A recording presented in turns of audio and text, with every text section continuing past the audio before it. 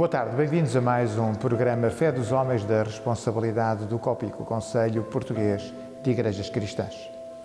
Voltamos ao vosso convívio neste tempo de pandemia, agora de emergência, mas com a necessidade de continuarmos a fazer gravações em estúdio e por isso continuamos a refletir sobre os textos dominicais.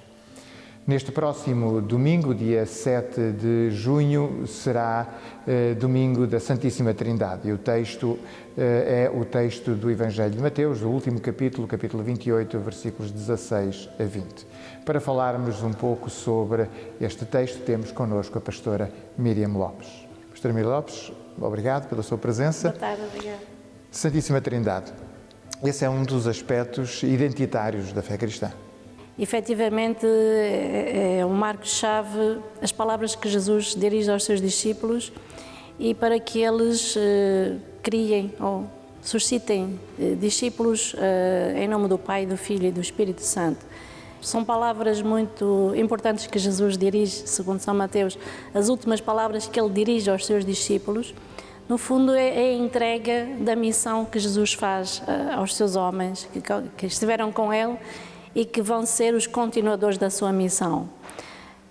Jesus é aquele que começa por dizer que ele é dotado de todo o poder e é com base nesse poder, nessa autoridade, que é possível construir a Igreja. Nós cantamos muitas vezes que Cristo é a pedra fundamental. Podemos dizer que ele é o tronco de onde se abrem os ramos da videira verdadeira e a Igreja cresce a partir desse tronco que Jesus produziu. E é essa firme segurança, esse firme fundamento que Jesus conquistou esse poder através da sua morte e da sua ressurreição. E uma vez que ele foi aquele que se despojou de si próprio, como diz em Filipenses 2, e obedeceu até à morte, é nessa condição que Deus o enaltece acima de todo o poder e todo o poder lhe é dado. Portanto, é na total obediência que Jesus pratica que ele surge ressuscitado e surge dotado do poder dos céus e da terra. Nessa frase, Jesus, de alguma forma, concretiza a promessa que nós invocamos no Pai Nosso. Venha o teu reino, seja feita a tua vontade, assim nos céus como na terra. E o que Jesus pede aos seus homens, aos seus descendentes, àqueles que vão promover, no fundo, a santificação de toda a humanidade e de toda a terra, é essa noção de que Ele é aquele que é dotado desse poder. Portanto, Ele entrega-nos o seu Espírito, Ele dá-nos o seu Espírito que nos acompanha. Ele é o emissário do Pai, o Espírito fica conosco e nós somos emissários do Pai, do Filho e do Espírito Santo. O Espírito Santo que nos conduz, que nos leva. Portanto, Jesus é a fonte desse poder que é dado à Igreja. A Igreja recebe esse mandamento de ensinar, ou seja, produzir, não fica de uma vez por todas feitos os cristãos. Eles são aqueles que vão cultivar a sua convivência com o Pai e o Filho através do Espírito Santo.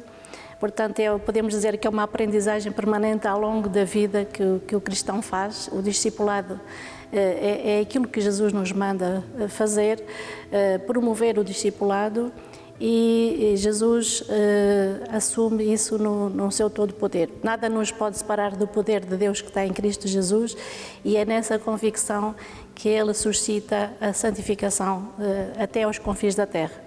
E nos promete que Ele estará sempre connosco. Portanto, Jesus ascendeu ao céu, mas na verdade é Ele que vai adiante de nós, esticando a tenda, esticando os horizontes, abrindo as fronteiras e transformando a nossa vivência humana.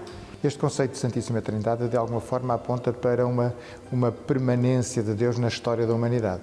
Exato, porque, na verdade, o Espírito de Deus já estava sobre as águas, como diz no Gênesis, antes de toda a criação, já pairava. Portanto, é essa vida, essa vitalidade que é proveniente de Deus e que suscita também no meio das situações mais preocupantes e mais angustiantes do povo.